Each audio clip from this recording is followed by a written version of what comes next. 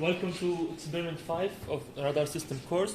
Today we're going to study the concept of antennas, connector rods, antenna gain, and how we use them in the link budget.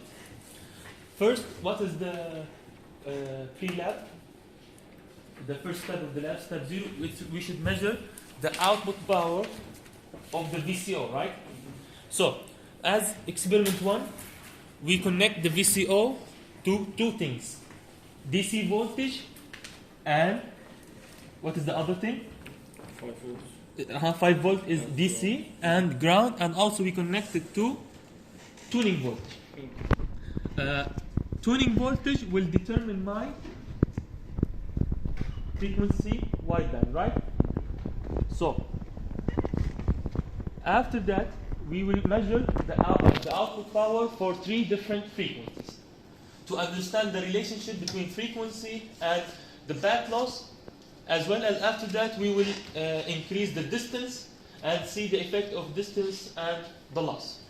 So let's start with 4 gigahertz. At 4 gigahertz, sometimes it goes to the noise. It's approximately minus 9 dBm. What is this minus 9 dBm? It is power transmitted, PT. So in our link budget, PT is minus 9 dBm for gigahertz. Let's also measure for 4.2, for example.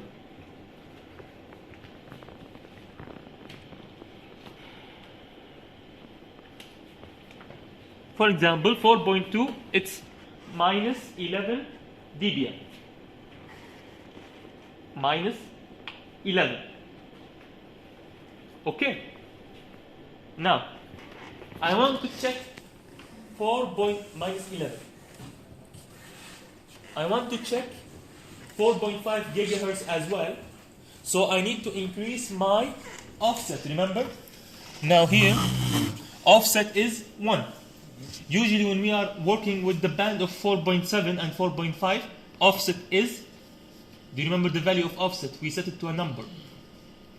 3, exactly. So we set the offset to 3. This is from the data sheet. Now we need to shift the band above a little bit. So 4.7 gigahertz is my center. Let's measure at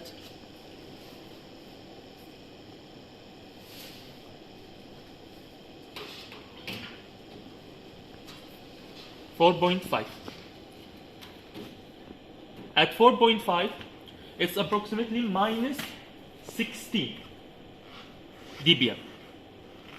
So, at 4.5 gigahertz, we measured minus 16. 1 6. Okay. So we can see that there is a relationship between increasing the frequency and the power measurement, right? So, in a short paragraph, you will comment on this after the lab experiment. Is it clear until now? Again, review for the power received. At 4 gigahertz, it was approximately what? What did you record? Minus 9. Minus 9, exactly. And at 4.2? Okay, and at 4.5, minus 60.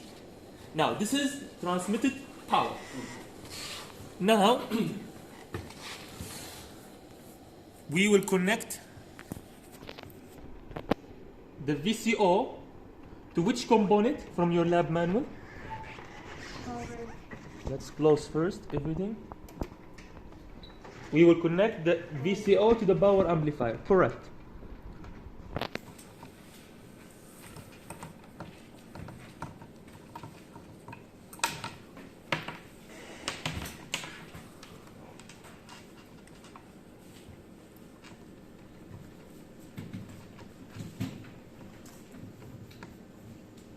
And my power amplifier should be connected to, from your lab manual, VCO connected to the power amplifier. power amplifier should be connected to what? Transmitter antenna, which is this horn type transmitter antenna. So we can see VCO is connected to the power amplifier. Power amplifier is connected to the antenna. Before using the amplifier, we need to connect it to. Do you remember what volt, DC volt, does it need? 4. No, actually, this one needs 15. The power amplifier from experiment 3, it needs 15 volt to operate, and the VCO needs 5. Is it clear? So power amplifier 15. Let's check the colors.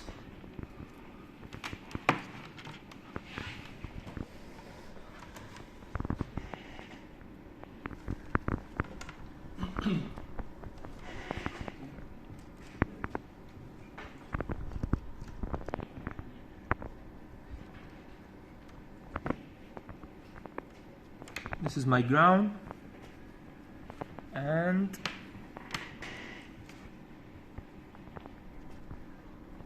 let's check. This is no noise. This is extra. And actually,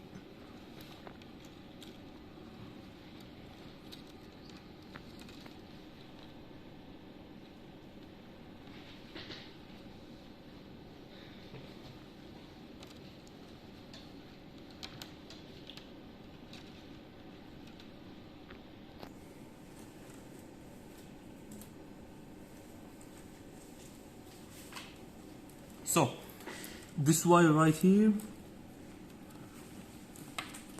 goes to my 15 volt, and ground is in this wire. This is for the low noise amplifier. So after doing my connections, my power amplifier is ready, my VCO is also ready. Let's check him one more time before turning the power supplies on. VCO is okay. This one is okay. And the ground is for ground. Remember always to check the connection first. After that, turn it on. So now the VCO will transmit the power to the power amplifier. Amplifier will add its gain and then transmit it to the antenna. Since we are using antenna, we will try to understand the relationship between distance and the received power. And from there we can determine the losses, right?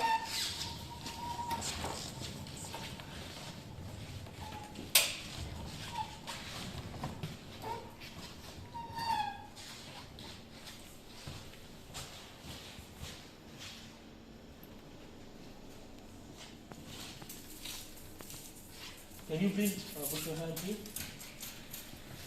Thank you.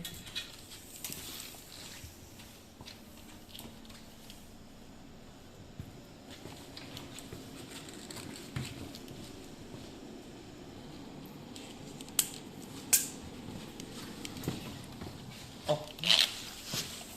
Thank you. So my first distance is 3 meters. Meter. I'm connecting the receiver antenna to the spectrum analyzer. Usually, let me explain this. There is a low noise amplifier, as in your experiment manual, between the antenna and the spectrum analyzer, right? But since we only have one low noise amplifier in this band in our laboratory, and it's attached to the radar system, I'm not going to take it out. Okay, so directly the antenna is connected to the spectrum analyzer. This means that in your calculation after the lab, the gain of the low noise amplifier is neglected in this case because we don't have low noise amplifier. Is it clear? So you only consider power transmitted, amplifier gain, antenna gain, receiver antenna gain, and that's all. Okay, also you have power received. So if I have power transmitted, gains, power received, I can find the only missing parameter in our link budget, which is path loss. I have everything, right? I have power transmitted, I have antenna gain, I have amplifier gain, I have the receiver gain, and I have power received. So only one thing is missing, which is the path loss. You will compare this path loss with the theoretical free space path loss. Clear? Compare the measured path loss with the theoretical free space path loss.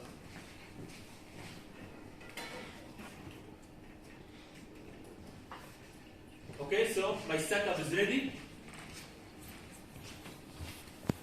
I turn on.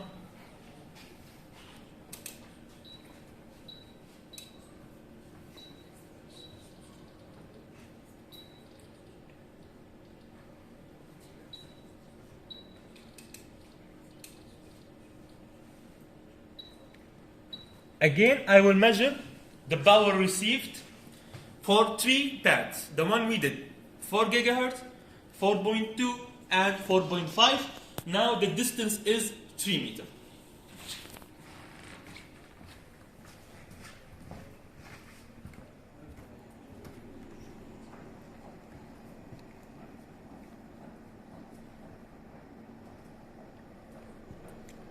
At 3 meters, the power received for 4 gigahertz is minus 20.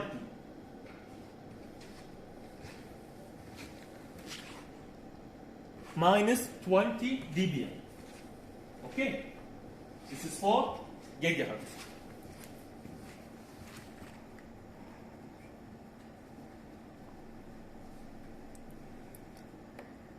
At 4.2, again it is minus 20. There is not a big difference. You can write minus 21 because it's between minus 20 and minus 21.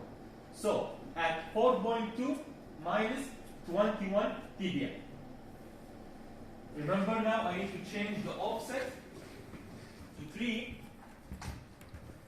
to measure which band, which frequency? 4.5 gigahertz.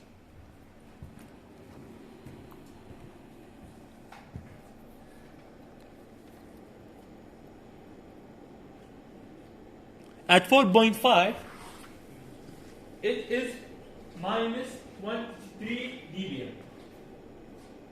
Minus 23 dBm. So, you will go, you have the transmitted power at each frequency, right? And you will have the received power at each frequency. So you will do 3 equations. One path loss for 4 gigahertz. One path loss for 4. Clear, right? Do not confuse the power transmitted at a certain frequency with another frequency. If you are making the link budget for power transmitted at 4 gigahertz, use the received power for gigahertz. Okay, so totally you will have 3 path loss for 3 different frequency for distance of 3 meters. Clear? Any question? We will do the same for 6 meters to understand the effect of distance on the received power. So this is 3 meters.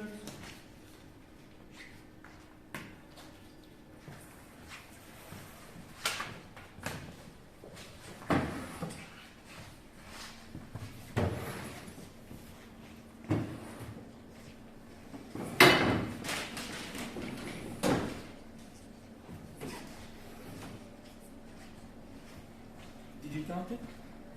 What should I start? 5. 5. 1, 2, 3, 4, 5. 5 and a little bit. Okay. So now we will do exactly the same for 6 meters. Okay? 6 meters, I'm going to start with 4.5 because we already stopped at 4.5. Okay? 4.5 gigahertz is minus 28 dBm. Minus 28 dBm for 0.5. I should change my offset again to 1 so that I can record 4 gigahertz and 4.2.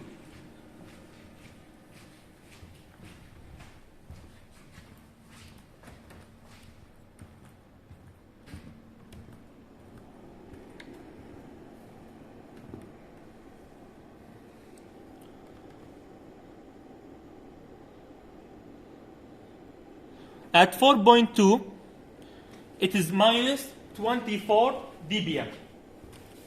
Minus 24.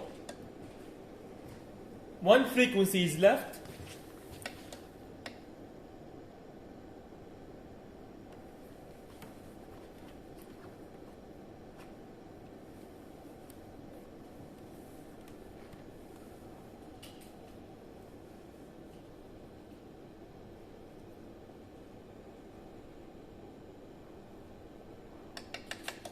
The spectrum analyzer froze, sorry.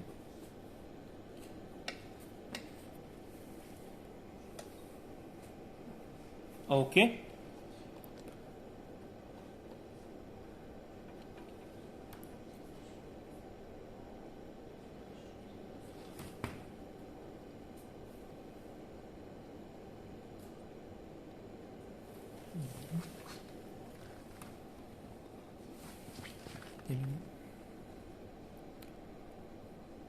At 4 gigahertz, it is minus 28 dBm.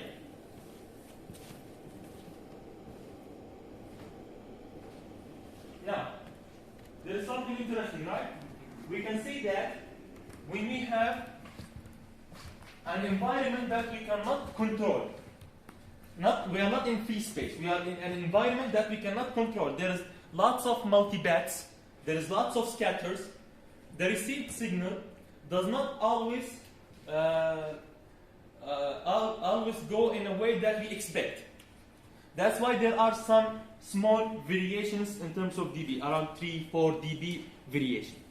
You will comment on this, okay?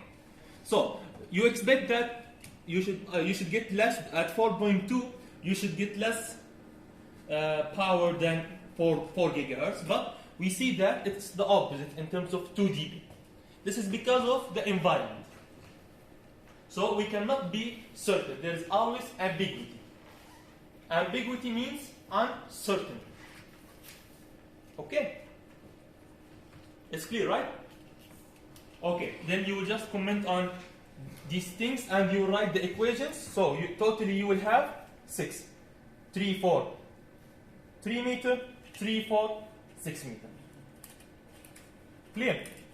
Okay, you can stop.